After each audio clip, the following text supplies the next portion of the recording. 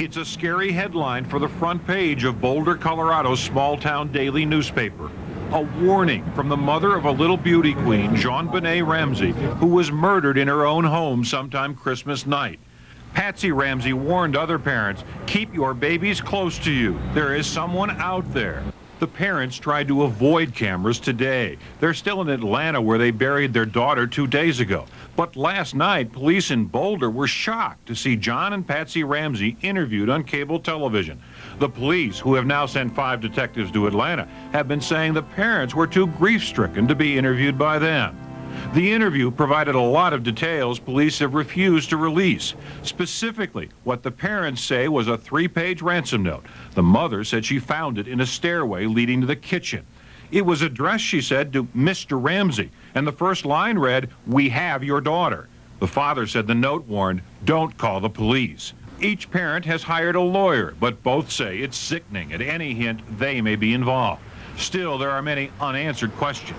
The parents acknowledge the killer must have known the house. The girl's bedroom was on the 2nd floor, but the body was left in an obscure room in the basement, and there were no signs of a break-in. It's also reported the girl was strangled with a noose-like cord and her mouth taped. JonBenet was a pretty and very talented 6-year-old. She'd won several beauty contests. Tonight, though, it is the mystery of her death, which so many people are wondering about. The mystery surrounding JonBenet's death only grew. New details emerged, but they only seemed to add to the confusion and the nagging doubts. A fresh blanket of snow this morning gave a sense of tranquility to the home where JonBenet Ramsey was murdered 12 days ago. But the little girl's mother is telling friends she will never go back there. The parents, John and Patsy Ramsey, are back in Colorado, attending a church service in Boulder Sunday before going back into seclusion. Pictures of the family were choreographed by their newly hired media consultant. The Ramseys are a media-savvy family, from putting together a 12-minute video Christmas card 2 years ago A very Merry Christmas to their little girl's numerous appearances in beauty pageants. JonBenet Ramsey. The family even bought space in Babette magazine, a publication for little children who compete on the pageant circuit. The police investigation into the strangulation of the 6-year-old has now widened to 3 states. In addition to searching the family home in Colorado, police have questioned as many as 30 relatives and friends in Georgia where they once lived. And today, NBC News learned detectives executed a search warrant at the Ramsey vacation home in Charlevoix, Michigan. Police asked the judge there to seal the warrant because, quote, it contains information known only to the killer or killers. That search is part of our active, ongoing investigation, gathering information. Over the weekend, a few more unconfirmed details leaked out. The paper the ransom note was written on came from a legal pad police found in the home. The electronic alarm system at the Ramseys was not turned on the night of the murder, and at least a dozen keys to the house were in the possession of people outside the family. In Colorado today, people are beginning to wonder if the parents, who have yet to be formally interrogated by the police, are getting special treatment. You have money, you have influence, and you can make things easier for yourself. Something's wrong there. It will be a long time before things are right at JonBenet's elementary school. Grief counselors were on hand today trying to explain the tragedy, and there was a moment of silence for the little beauty queen. Questions about the parents, questions about the police, when Time and Again continues.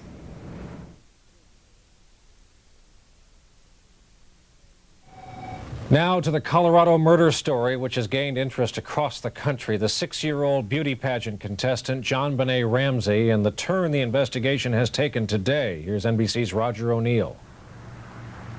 The Christmas candy canes which lined the walkway to the little girl's home in Boulder have come down. But a single pink rose left by a stranger reminds everyone there was a murder here 16 days ago. Today, police confirmed they were looking into a 911 call from the Ramsey home several days before Christmas and before the murder, but it was what officers call a hang-up. No recording was made. The lack of any apparent police progress in making an arrest is leading some to question whether police lost important clues and evidence. Specifically, when officers didn't go along with the father, John Ramsey, to search the home. He found his daughter's body in the basement, but may have contaminated the crime scene. The father claims in his rush to see if JonBenet was still alive, he moved the body, carrying it upstairs. The position of the rope around her neck and a second rope around her wrist also changed. And he says he ripped the tape off his daughter's mouth. The murder and the mystery around it is capturing worldwide attention. Reporters from Australia are in Boulder.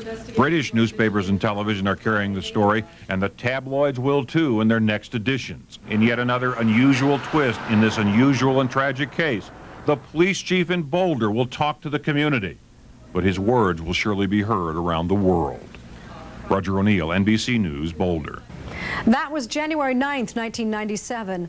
That evening, Boulder's police chief defended his department's handling of the case and asked the media to back off. It didn't happen. As Boulder police narrow their list of possible suspects, the family of JonBenet Ramsey seems to be moving out of the spotlight. NBC News has learned the older half-brother and half-sister of the little girl were in Atlanta the morning after Christmas, the morning the body was found. Until now, police have only said the older siblings, 20-year-old John Jr. and 24-year-old Melinda, were out of state, but never how far. The family's media consultant, Pat Corton, claims handwriting experts hired by the Ramseys now agree with the preliminary police analysis that John and Patsy Ramsey's handwriting and that of their 9-year-old son, Burke, do not match the ransom note. NBC News has also learned that 3-page note may have been written by more than one person. It is still being analyzed in this police lab by forensic scientists. He's in the background. Meanwhile, John Douglas, a well-known former FBI expert on serial killers and sex crimes, has joined the Ramseys' private investigative team. Here's a dossier on Lecter. Douglas was the inspiration for one of the central characters in the movie The Silence of the Lambs. May I speak with you? You're one of Jack Crawford's, aren't you? To analyze any case, what you have to do is, I've always said, is to walk in the shoes of the subject and the victim. You perpetrate a crime where you feel comfortable. You perpetrate a crime on your home turf. With pressure building both legally and perhaps more importantly from a disgusted public, the newspaper tabloid Globe agreed late this afternoon not to print any more photos of JonBenet Ramsey's body. It also agreed to return to the Boulder coroner's office the 7 crime scene pictures it has. In return, Boulder officials agreed to drop all legal proceedings against the paper, but the settlement doesn't lessen the coroner's anger. I think I'm on the record as having said that I think it's a despicable thing to do. I still stand by that statement. Most Colorado stores refused to sell the tabloid this week, and a boycott against the magazine seemed to be growing, even though nationwide interest in the mystery shows no signs of letting up. Roger O'Neill, NBC News, Boulder.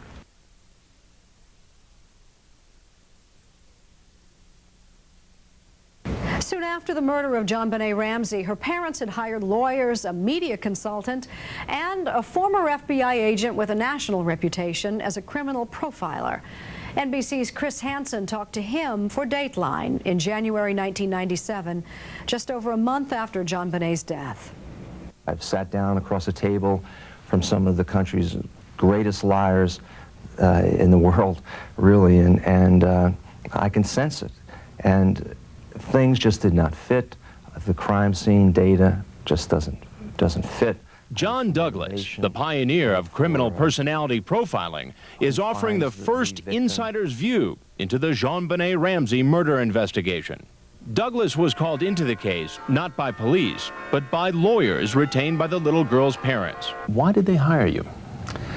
They hired me to basically do an independent analysis in the hopes of determining who was responsible for the death of the daughter. And I said, I will give you an independent analysis, but you may not like what I have to say. And that's because when he arrived here in Boulder, he immediately suspected the Ramseys. Although Douglas was limited by authorities on what evidence he could see, he was allowed in the house. He was briefed on the autopsy report, and he saw a photocopy of the so-called ransom note. And most importantly, he was given access to the Ramseys. And experience told him, look very closely at the parents. Douglas's 25 years of groundbreaking criminal profiling research with the FBI led to important breaks in dozens of major cases. He studied and interviewed scores of serial killers. He accurately profiled the Unabomber suspect years ago. and he was the inspiration for the character of Agent Jack Crawford in the film The Silence of the Lambs. Although the Boulder Police Department is releasing no information about the investigation, Douglas says it was clear to him that the Ramseys were the chief suspects when he arrived. So for Douglas, it was critically important to interview the parents. How much time did you spend talking to Mr. and Mrs. Ramsey? About 4 or 5 hours. For Douglas, that interview 2 weeks after JonBenet was found murdered would prove to be crucial in forming his opinions, because he knew that whoever committed the crime had to have intimate knowledge of the Ramseys' $1-million home. What struck me as really unusual is that the bedrooms, the family's mother and father's bedrooms, were so far away on that third floor that even if you weren't a sound sleeper, to have difficulty hearing any noise on the second floor because it is so far removed. The Ramseys told Douglas that they all went to bed very early Christmas night because they were planning to fly to their other home in Michigan the next morning. Mr. Ramsey gets up, takes a shower. The mother gets up to go downstairs to make some coffee, goes down the spiral staircase. On the last step, there's 3 pages of the letter. Starts reading it, doesn't know what it is, and then she starts screaming, and Mr. Ramsey comes down, and you know, the instructions are don't contact the FBI, don't contact the police. But the police are called. They search the house, but don't check a small basement room. Hours later, a distraught John Ramsey goes to the basement and discovers his daughter's body. And everyone hears him screaming, and upstairs, my God, my baby, and grabs the child, removes the duct tape, and then carries the child upstairs where they're trying to resuscitate the child. The crime scene and JonBenet's body were now contaminated by the family's desperate efforts to help the little girl. But Douglas says the parent's story contains important clues. Generally, if a parent kills a child, they don't want to be the one to find the child. If they do a search, say in a residence, they'll get someone else to say, okay, Frank, you check this room, I'll be over here checking the other room. The other thing you look at is how the child is left. When parents kill, they usually place their child in a very, very peaceful type of look to it. They stage the crime scene. Douglas says JonBenet was brutalized, that she had duct tape on her mouth. She suffered severe head wounds, and she was strangled and sexually assaulted. Douglas says the interview with the parents, which lasted more than 4 hours, was what ultimately turned him around. When I'm looking at this man, Mr. Ramsey, if you did it, you are one hell of a liar. You are one hell of a liar if you did it. And you're putting on a great production here. But I just don't believe in my heart he did this, and not just in my heart from the analysis of the scene.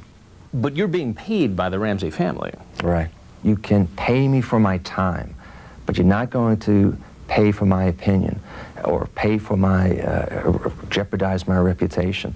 Are you convinced, based upon your experience, that the parents were not involved in the murder of JonBenet Ramsey? What I've seen and experienced, I say they were not involved. The so-called ransom note that was left at the Ramseys' home demands $118,000, and we now know that $118,000 is the amount of the bonus John Ramsey was expecting this year. What does that say to you? Well, who has this knowledge? The wife didn't have the knowledge. She doesn't know anything about that. This is money that's electronically placed in his 401k at the end of the year. So to me, it's kind of like the manifesto in the Unabomber.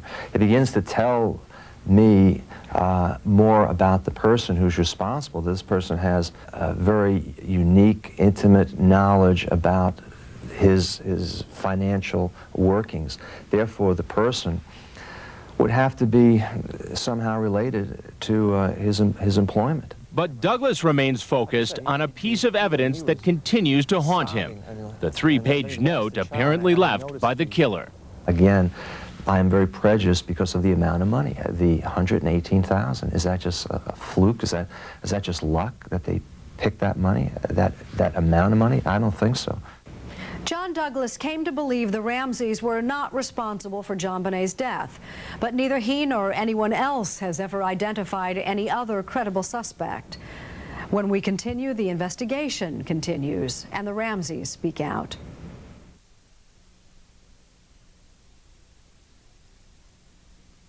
Welcome back to Time and Again as we look back on the case of JonBenet Ramsey as it unfolded in the months following her murder at age 6 over Christmas 1996.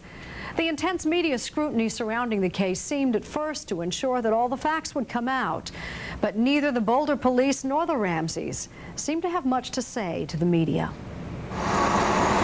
Movers today packed up the house where JonBenet Ramsey was found murdered in a basement room the day after Christmas. The Ramseys have not returned since, and JonBenet's mother has said she will never go back to their Tudor mansion where this mysterious case began. After almost 7 weeks of investigation, there has been no arrest, and Boulder police will not say who their prime suspects are. Secrecy has been the rule. Boulder police went to court today to try to keep secret the report of the autopsy performed on the body of JonBenet. They were opposed by lawyers representing news organizations. Boulder police are more open on one point, though, their frustration in getting the Ramseys to sit down for a formal police interview, even though the law does not require the Ramseys to do so. Police contend that the Ramseys have refused to consent to an interview under conditions set by investigators. For example, that the Ramseys agree to separate questioning. Bill McReynolds, who played Santa Claus at the Ramsey house before Christmas, says police recently took samples from him. They took my fingerprints, they took my handwriting. But questions of sloppy police work, inadequate searches, and contaminated evidence at the time JonBenet's body was discovered still haunt this investigation. A picture of the 6-year-old beauty queen has been hanging in the Boulder Police Detective's office since this investigation began 48 days ago. A reminder of what's still at stake. In Boulder, Colorado tonight, at least 2 potential suspects in the murder of JonBenet Ramsey are off the hook. Officials now say that JonBenet's stepbrother and stepsister have been ruled out as suspects. NBC's Roger O'Neill has more on the investigation. John Andrew Ramsey and his sister Melinda are the first relatives of the little beauty queen to be taken off the suspect list. For more than a month, Boulder police have been trying to verify a detailed account of the whereabouts of John Ramsey's eldest children. The hour-by-hour log begins on December 24th and places the two in Atlanta.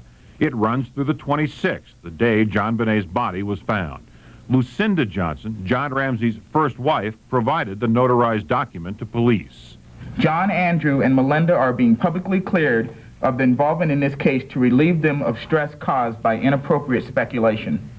While the parents still have not been cleared, NBC News has learned a final analysis of the father's handwriting shows no match with the ransom note found at the house the morning of the murder. Tests of the mother's handwriting have been inconclusive. Patsy Ramsey has now given a third sample to police. Previous sets were influenced by the fact that Ms. Ramsey is on medication reportedly since December 26th. Contrary to earlier reports, NBC News has learned that no semen was found on the girl's body or her clothing. The fingernail scrapings could be critical now for police if they expect to catch JonBenet's murderer. Roger O'Neill, NBC News, Denver. That was March 1997. 2 months later, the investigation had turned up little that was new. The investigation into JonBenet's murder has, from all outward appearances, been stalled for the last month. Police expect to get in 2 weeks from Cellmark, a private crime lab in Maryland, results from scrapings taken from beneath the little girl's fingernails. But Boulder Chief Tom Kobe said weeks ago those results will not make or break the case. On the day after Christmas, when the body was found, Patsy Ramsey turned over a 3-page ransom note she says she found on a back stairway of their home. NBC News has learned the first words of that note read, "Listen carefully." It also threatened to behead JonBenet if the parents called police. Sources also say the writer of the note appeared to have been a woman, and there was deception in the printing style. Certain letters were also disguised in what sources say was an attempt to confuse police. The father has been ruled out as the author of the note, but police have requested a 5th handwriting sample from the mother of JonBenet. The ransom note has not been analyzed for fingerprints yet, as that test will destroy the paper and prevent any further handwriting analysis. A special task force of investigators and attorneys meets regularly, but one member, Bob Grant, a local district attorney, admits the evidence so far is very thin. If Boulder officials knew and there was sufficient evidence to establish that, then there'd be someone named as a defendant and there'd be a case proceeding in court. Boulder DA Alex Hunter has admitted there may never be an arrest in this case. It's been just over 4 months now since the little beauty queen's body was found, and most experts say the more time that goes by, the less likelihood the killer will ever be found. When we come back, in an extraordinary appearance before a select group of reporters, John and Patsy Ramsey deny involvement in the death of their daughter. For all of us.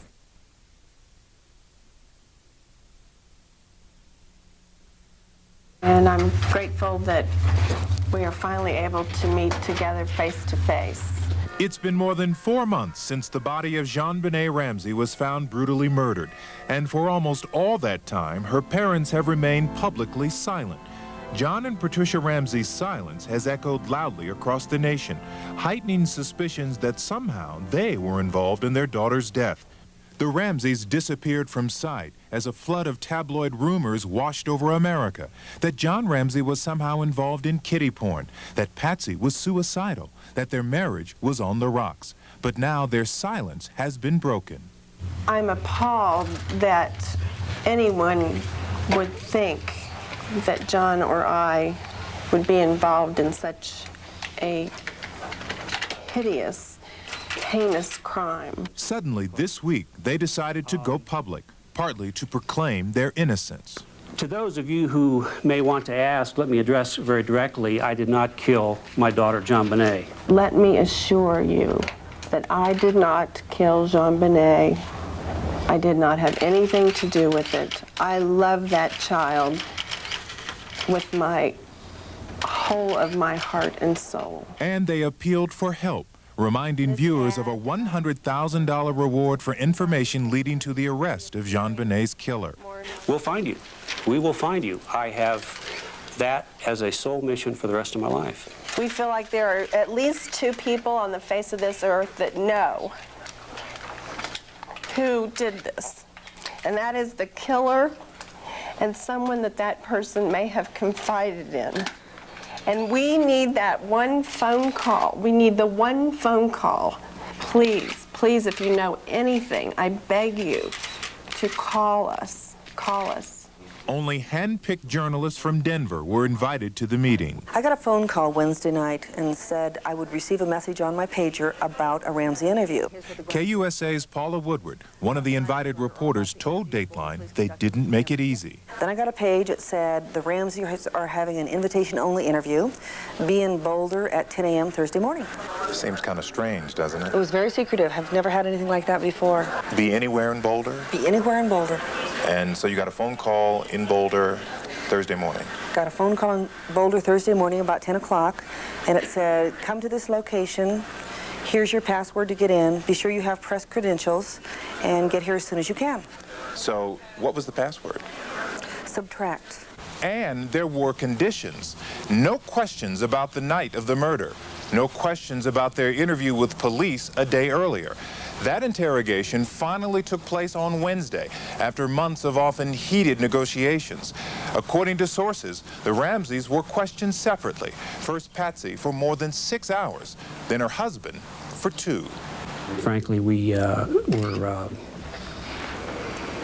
as you might imagine, insulted that we would even be considered suspects in the death of our daughter, and felt that an interrogation of us was a waste of our time and a waste of the police's time, but because they have to do this, we're willing to do it. Ramsey says the formal interview took so long to arrange because relations between the family and the police were badly strained, dating from the very beginning, when he claims police had threatened to withhold JonBenet's body until the Ramseys talked. We were absolutely nauseated by that and appalled.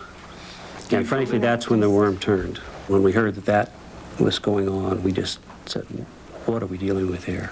You asked, how are we coping? I mean, literally, it was hour by hour, day by day, week by week. I mean, there is no rule book written as to how you handle something like this. And I mean, we've suffered the loss of our child as well as this travesty of all of this that's happened on top of it. There are still so many unanswered questions. The autopsy released indicated death by strangulation, that it was classified as a homicide. To this day, little more than that has been revealed about the circumstances surrounding JonBenet's death. Where did she die? In her bedroom or in the basement room where her body was found? What time did she die? Was she sexually abused?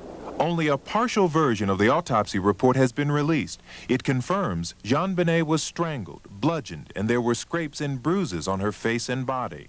The coroner also found abrasions in her genital area and indications of chronic inflammation of the genitals.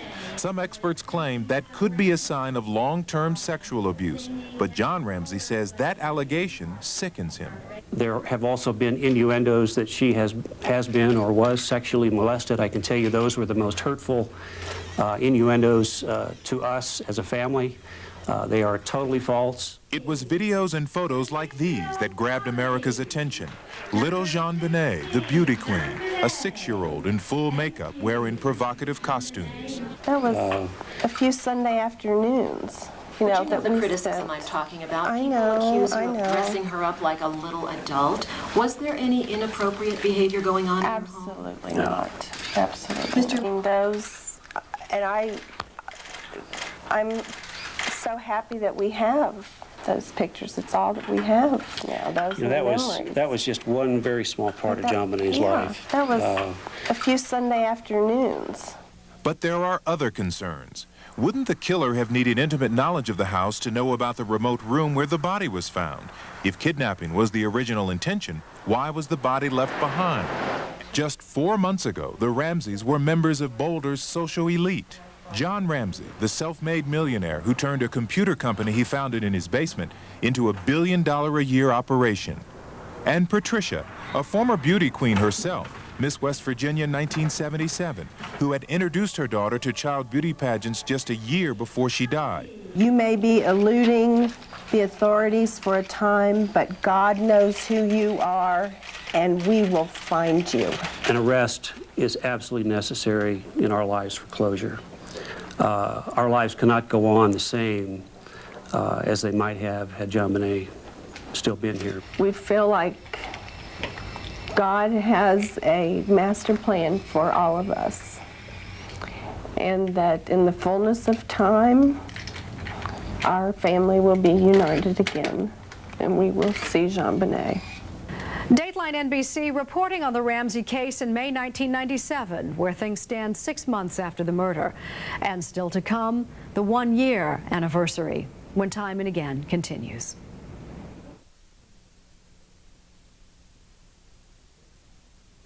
She was a lovely little princess, brutally murdered in her own home, making her case high profile and putting the Boulder police under intense pressure to solve it, and quickly. But it's been 6 months since JonBenet Ramsey's murder, and the police have made no arrests, have not even formally named a suspect. And if that weren't enough, now the police are facing increasing criticism from legal experts, other law enforcement officials, and the media over their handling of the case from the minute they arrived on the scene. The situation right from the first footstep of the police officer was not handled right. Jay Salpeter, a private investigator, is a former New York City police detective who has worked on close to 200 homicide investigations, including about 20 child murders. Isn't the reality here, though, that police departments make mistakes all the time? Policemen and detectives are human beings. We're going to make mistakes, but hopefully the mistakes are kept at a minimum. In this crime, the mistakes were just monumental. Mistake number 1. The police did not secure the home as a crime scene when they arrived. They allowed friends and relatives of the Ramseys to go in and out of the house, contaminating evidence. I don't want any more fingerprints that shouldn't be in that home. I want everyone out except only police personnel and possibly the Ramsey family. Mistake number 2. The police just seemed to accept that the crime was what they were told by the Ramseys, a kidnapping. Mistake number 3. The police missed early signs that this could be something other than a kidnapping. There was no apparent forced entry into the house, and the ransom note itself was odd, including its demand of $118,000. Experts say ransom demands are usually large, round figures in the hundreds of thousands, and that notes tend to be short and to the point. This one rambled on for 2.5 pages. The extent of the size of that ransom note is a joke. Who sits down and writes a 2-page ransom note? It's basically, we have your child, we'll call you later. Mistake number 4. The police failed to thoroughly search the house. In a crime scene like this, police routinely search from top to bottom, looking for the missing person and evidence. Mistake number 5. The police allowed someone other than an officer to search the home. 7 hours after the police arrived, they asked John Ramsey to search the house, looking for anything unusual, which he did, accompanied by 2 friends, but no officers. Mistake number 6. The police did not immediately attempt to formally question obvious possible suspects about the case. Instead, the Boulder police allowed the Ramseys to grieve for a few days before requesting formal interviews, which ultimately did not take place until 4 months later, and after the Ramseys had received copies of the ransom note and transcripts of their initial conversations with police. Sal Peters says that the Boulder police have handled this case differently from most police departments. I would say that most major cities handle their crime scenes the same way. Take it over. Bring in your forensic people. Search it. But aren't we being rather unfair to the Boulder Police Department by leveling this criticism at them when we realize that they've had only 16 murders in the last decade? We're not being unfair. They had other avenues. They could have reached out and help was being offered to them, which they did not take. Sal Peter is just one of many who offered his expertise and was turned down. In fact, in the critical early days of the investigation, the FBI, Denver police, and reportedly the Colorado Bureau of Investigation were all rebuffed. Although in recent months, the police have accepted some outside help. There will not be an arrest in this case unless there's a confession. There were no witnesses to this crime. The forensic evidence has been destroyed. How can there be an arrest? And it's time that the people in Boulder and the people of our country are notified of this. That was June 1997. And despite the expressions of confidence of the Boulder Police Department, a solution to the case was nowhere in sight. Details from the autopsy report released by court order when we return in a moment.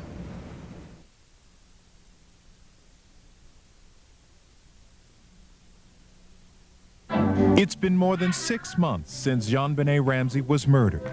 Today, we have new details from her autopsy report, and her death was at least as brutal as everyone feared.